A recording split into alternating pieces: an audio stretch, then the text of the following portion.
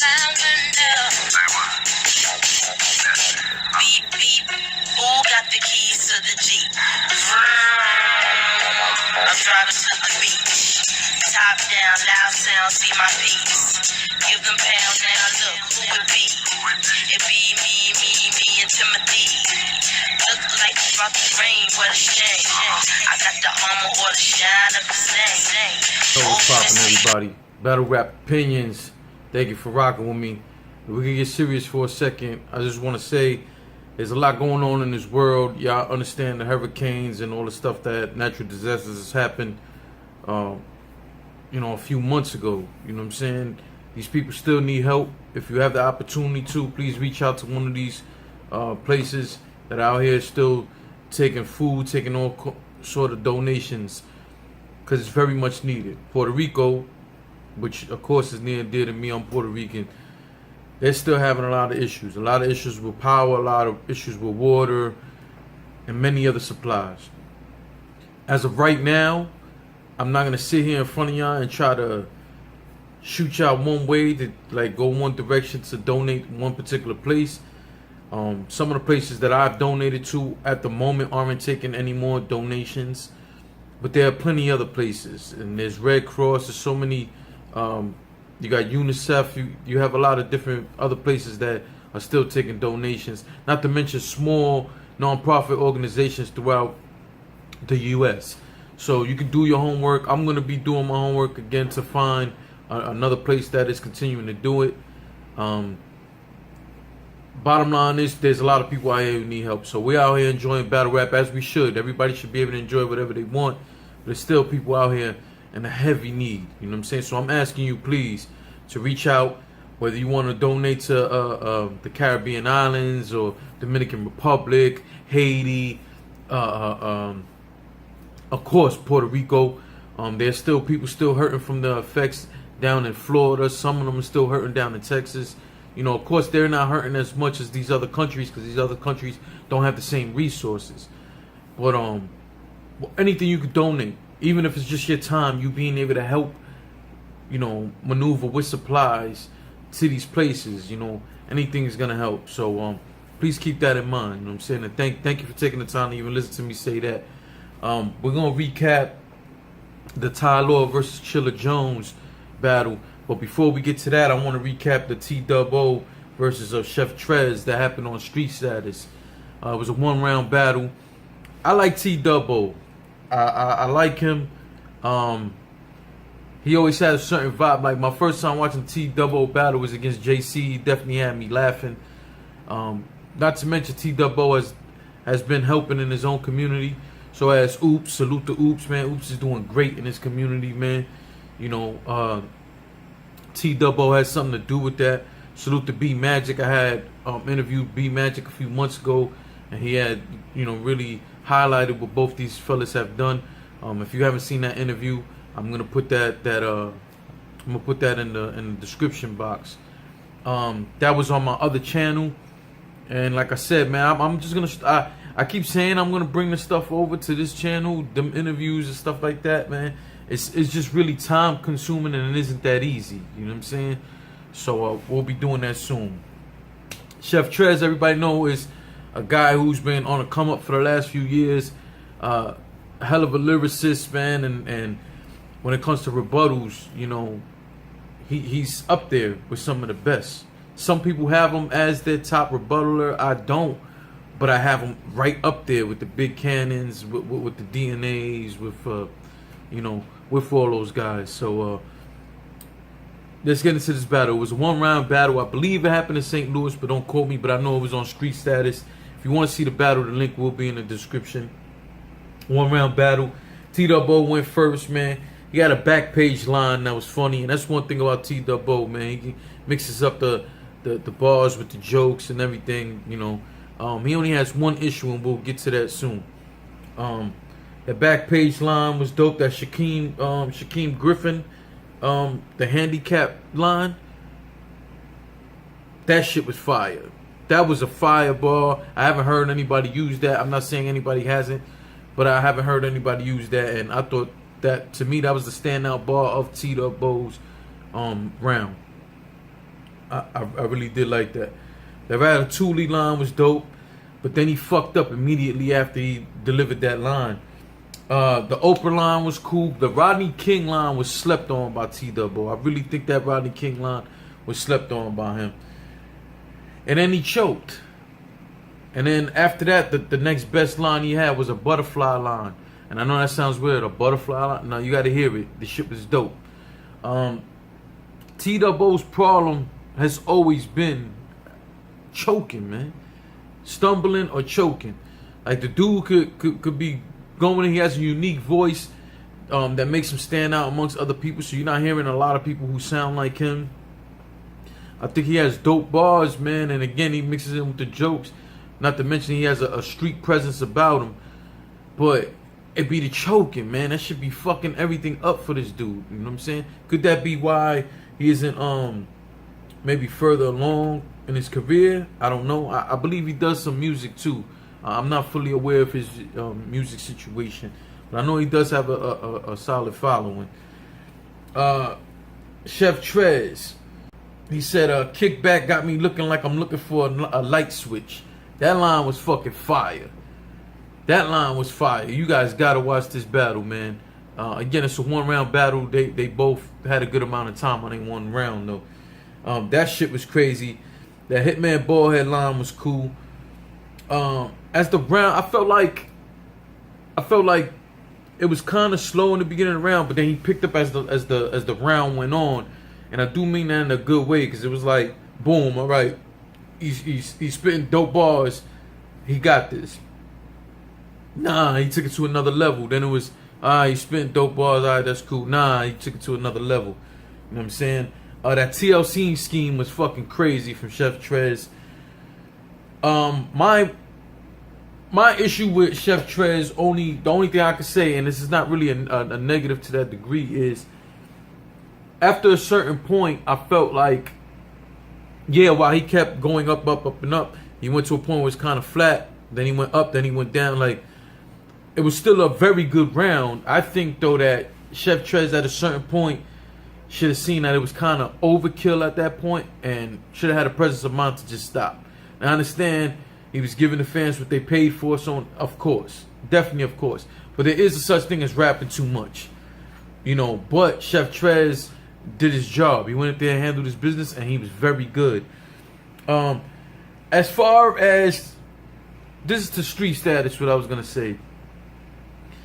I don't know if it was when you guys, well, pretty much when you guys were editing. The only problem was like the sound effects of your graphics, of your intros, all that stuff, and all the sound effects was way louder than the audio for the battle. Like, I had to keep putting the audio on the highest level for me to watch this battle, which I watched twice. And then, like, you know, the second time I was like, nah, I went and got my earphones and shit and listened to it like that. And it was like, it wasn't super low where you can't hear it, so please don't be discouraged not to go watch the battle. I'm just saying, like, you know, there was a clear volume difference, and I had to put it on the highest. You know what I'm saying? That's my only critique about that. Salute the street status. Salute to T-Dubb and Chef Trez. Chef Trez got this to me clearly. But again, check in the description, because if we take out the chokes and stuff like that, this battle would have been, in my opinion, a lot closer. But Chef Trez got this. There's no taking that away. You can't take that away from him. Salute to T-Dubb. I just really hope that you get that choker stuff together, because I think you dope. I like watching your battles. Again, the link is in the description if you want to watch that battle. Let's get into this Chilla Jones versus Ty Law. This battle happened on the SupaNova rap battles. SupaNova rap battles. Chilla Jones versus Ty Law. Ty Law went first. He had a Ninja Turtle line and a K-Shine line that was dope, but then he choked. And I'm like, damn, Ty Law, because Ty Law's another guy I think highly of, and it's like, I feel like he should be way higher in his, I think he should be way higher in his career. Plus, he's battling Chilla, and we already know that Chilla's been on fire of late. Whether you think he won, whether you think he lost, Chilla's been on fire. Like I've said, in the last year and a half or so, my respect for Chilla Jones has risen, like, dramatically. You know what I'm saying? Chilla Jones had a Flintstone line that I thought was fire. So was the Star Trek line. He said, "Never in my life have I been happy about a Beanie Baby." That line about, you gotta hear it because I have it written down here, but the way I'm gonna deliver it is gonna sound fucking horrible, and you probably not gonna want to hear it after that. But that the Ty Law Beanie Baby line that came from Chilla Jones was fucking fire. And I never in my life thought that I'd be happy about a Beanie Baby line. You know what I'm saying? But the shit was dope, man. It was definitely dope. We reached towards the end of the round. It seemed like Chilla was forgetting his bars, and he began to freestyle. That white privilege line was crazy. And it looked like a white boy. It was just funny because it looked like there was a white boy right there. So when he was saying that line, I just found it that much more funny. But overall, I think clearly Chilla. No, actually, I'm wrong. I have that first round. I have that first round close, but with the choke, it becomes clear that Chilla Jones gets that first round. Y'all know how I feel about that. You choke, you get the first round. You lose the round. You know what I'm saying? So it would have been a closer round in the first round if it wasn't for the choke. But I would have still had Chilla taking that. Round 2, Ty Law's wrestling bars was crazy. He had a joke where he was telling Chilla Jones, all them extra gums, show your teeth again. So he wanted everybody, if you ever see Chilla smile, man, he do got a lot of gums. So that shit was fucking hilarious. I ain't even gonna lie, I had to pause this battle. I was in tears. I ran that line back 3 or 4 times, man. That shit had me dying, man. The Friday bar was dope. That stadium bitches. Like you gotta hear the line, but the stadium, stay DMing bitches. That line was fire from Ty Law. And this second round for him was a clear difference between that first, and it looked like he was back on par to the Ty Law that most of us like. Chilla Jones second round, that Ocean's 11 line was dope.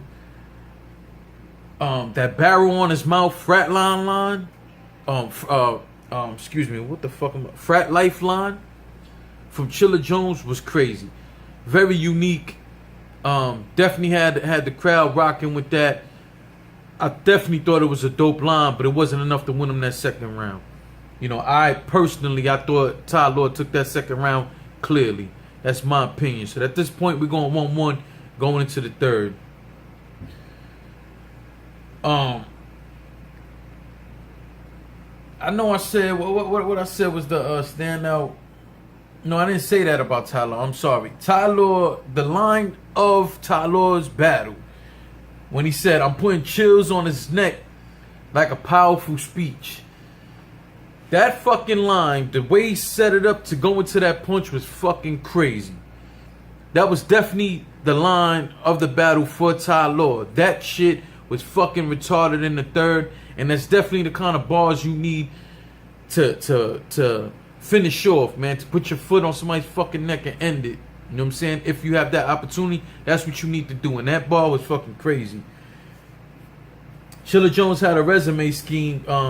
It was a scheme that went into like a neighbor line and saying Ty Law's ceiling is Chilla Jones' floor line. So think about that. He's pretty much telling Ty Law like, yo, the best you'll ever be is where I began type shit. That shit is fucking crazy when you listen to it, man. Yeah, if you ever seen the movie 7, he had a dope line about that went into that, and then he had a little more freestyle. Now, Chilla Jones had a very good third round. I'm fucked up on this third round between the two of them. I ain't even gonna lie. This is another battle that I watched 2 times. In this third round, by an absolute razor's edge, I have Ty Law taking this third round. I have Ty Law taking this battle with the second and the third. This third round is super debatable. There's gonna people who tell me, nah, Chilla Jones got that third round. I'm not gonna argue with you about that. I'm really not. because it was such a dope round from the both of them. It was just a razor's edge finish for me by Ty Law. I thought the freestyle again kind of worked against Chilla from the standpoint of it seemed like Chilla was making up or doing his best not to choke, which again we all appreciate. Nobody wants to see the choking shit. We appreciate it. And then for Chilla, it's just showing another thing he has in his arsenal. But to me, Ty Law has the cleaner round and everything. Like, can I really take away from Ty Law on that one? I don't think so. You know what I'm saying? I really don't think so. So, literally by 1 point, I have Ty Law taking this third round battle. Now, I want you guys to go the third round in the battle, which gives him the battle. I want you guys to go yourself. The link is in the description. Go watch this battle. Let me know what you think, especially about that third round. I had seen somebody on Twitter complaining about the league or the crowd. It looked like a small league. I like the way the setup was. It looked gritty and grimy. I love the way that the look of the whole thing. But I'm not into. I don't really care about league. Like people were saying, oh, this would have been better on URL. This would have been better on King of the Dot. Possibly. But at the end of the day, it didn't happen there. It happened on this league. So don't sit there and take away from the battle because it didn't happen on your favorite league. I don't like that, man. You a fan? I've been asking this a long time. Are you a fan of battle rap or are you a fan of a league? Which one? If you're a fan of a league, I respect it. Just be honest about that. You know what I'm saying? I'm not a fan of a league. I'm a fan of battle rap first.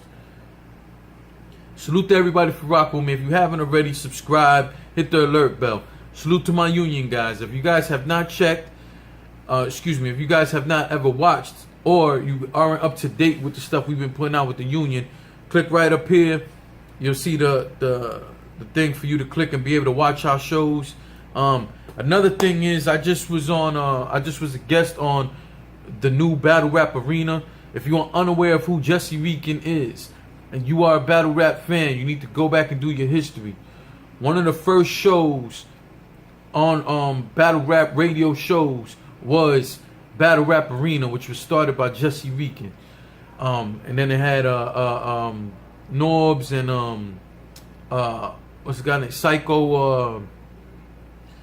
I forgot his name, but bottom line, them guys that show was really what started everything off for the bloggers. We started things off for the guys with the radio shows, so on and so forth. So at the end of the day, I was just a guest on that show. I will put the link in the description also for you guys to be able to go and check out that YouTube page. Please subscribe. He just started the page over again. It used to have many followers, used to have many views, crazy interviews with some of your favorites. He just rebooting the channel all over again. So go ahead and subscribe over there. Check out the episode I was on. Check out the other stuff. You got an interview with Sarah Connor there and some other stuff. Salute them. Salute to No Mercy, who's a part of that situation, helping to reboot that. Salute to the Trap. Those are my guys over there, man. Got a number of respect for them. And again, thank you for rocking with me. I appreciate it so much. August 18th, RBE event. As of right now, today is August 2nd. There are 12 tickets left to the RBE Rare Breeds event. If you do not have your ticket, go cop your ticket right now. There will be no tickets sold at the door. All right? Salute.